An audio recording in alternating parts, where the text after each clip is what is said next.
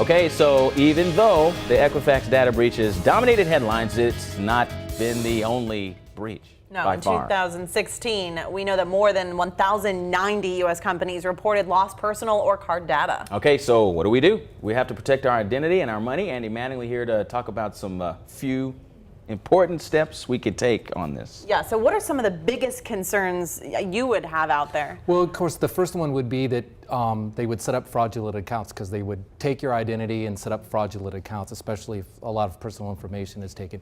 The other thing is that if it's card data, it's probably they're going to get into your accounts and drain your accounts, you know, buying Starbucks or things like that. Well, she's had personal experience. So where do we start with the Equifax breach? What do we do? Well, probably the first thing that you want to do, if it fits what you want to do, and we'll talk about it a little bit, is to freeze all of your credit bureaus so that no one can take out any credit in your name. You're going to have to, when you go to take credit, you'll have a PIN number and you're going to need to give 24-hour notice, but that's something that you might want to do. So it's a security step, obviously. What's something that you would put out there for people to really understand? Well, to really understand on this is that when you're freezing your credit, you're going to need to give notice ahead of time. So if you're in the process of refinancing your mortgage or buying a car, you're going to want to wait.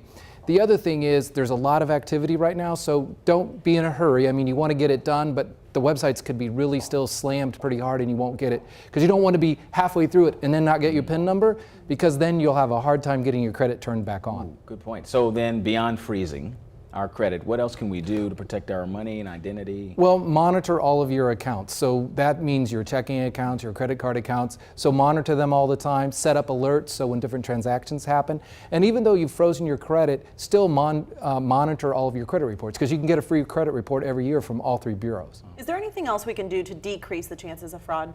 Yeah, I mean, I think some of the things that you can do with fraud is to think about, like, not using public Wi-Fi.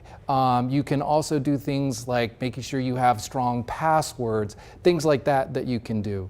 And then a couple of other things is maybe one is filing your tax return early, because that's one of the biggest frauds, is that people do tax return fraud and they're getting a return in your name, and then you go to file your return and then you've got a problem.